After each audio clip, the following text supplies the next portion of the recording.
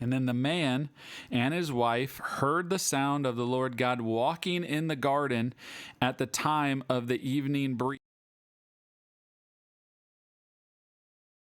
Now the serpent was the most cunning of all the wild animals that the Lord God had made. He said to the woman, "Did God really say you can't eat from any tree in the garden?" And the woman said to the serpent, "We may eat the fruit from the trees in the garden, but about the fruit of the tree in the middle of the garden, God said, 'You must not eat it or touch it, or you will die.'" "No, you will certainly not die," the serpent said to the woman. "In fact, God knows that when you eat it, your eyes will be opened and you will be like God, knowing good and evil." The woman saw the tree was good for food and delightful to look at, and it was desirable for obtaining wisdom. So she took some of its fruit and ate it. And she also gave some to her husband, who was with her, and he ate it. And then the eyes of both of them were opened, and they knew they were naked. So they sewed fig leaves together and made coverings for themselves.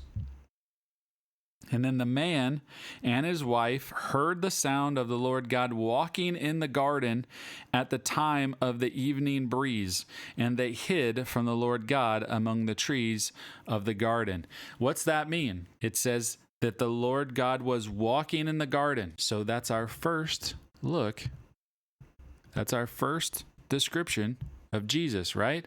Because we have the Father, right? The Father is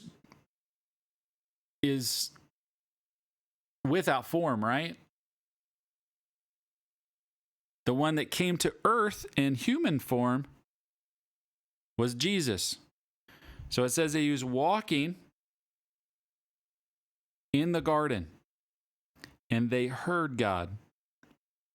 So the Lord God called out to the man and said to him, "Where are you?" And he said, "I heard you in the garden, and I was afraid because I was naked. So I hid." See, none of this happened. They didn't have these feelings until they ate from the tree.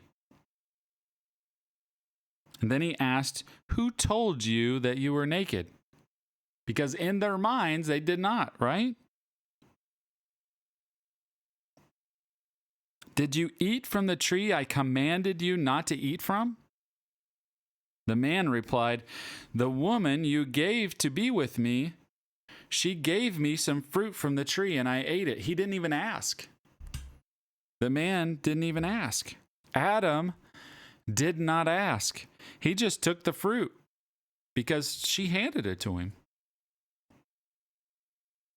So the Lord God asked the woman, "What have you done?" And the woman said, "The serpent deceived me, and I ate it." So the Lord God said to the serpent, "Because you have done this, you are cursed more than any livestock and more than any wild animal, and you will move on your belly and eat dust all the days of your life.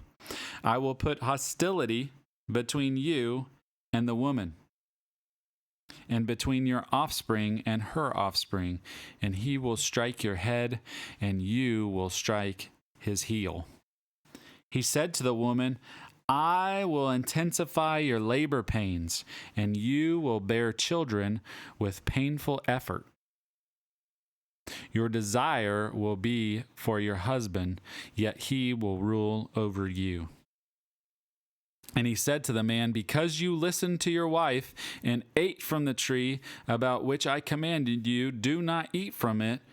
The ground is cursed because of you, and you will eat from it by means of painful labor all the days of your life.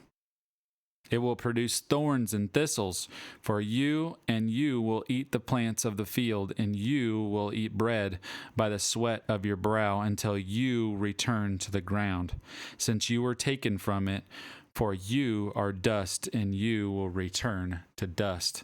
So you hear when that curse happens, There were no thorns. There were no thorns. No prickly bushes. Because you remember, he made it perfect in the garden. He made it perfect, and he was literally making it so all the trees produced everything for them to sustain themselves. They didn't even have to work. Adam didn't have to do anything. The wife didn't have to do anything. He literally, all they had to do was walk up to the trees, and they produced everything for him to sustain himself, including the animals and everything. So once the curse happened, now we have to labor for it. We have to make sure the trees take care of themselves, right? Now the thorns will now come up and take over if we don't do anything. So now it says that the man has to eat from it by means of painful labor. So then, now we have the farmer. Verse 20 says, the man named his wife Eve, because she was the mother of all the living. The Lord God made clothing from skins for the man and his wife, and he clothed them. And the Lord God said, since the man has become like one of us, knowing good and evil, he must not reach out. Take from the tree of life, eat, and live forever. So the Lord God sent him away from the Garden of Eden to work the ground from which he was taken. He drove the man out and stationed the cherubim and the flaming, whirling sword east of the Garden of Eden to guard the way to the tree of life. So they literally were expelled out of the Garden of Eden.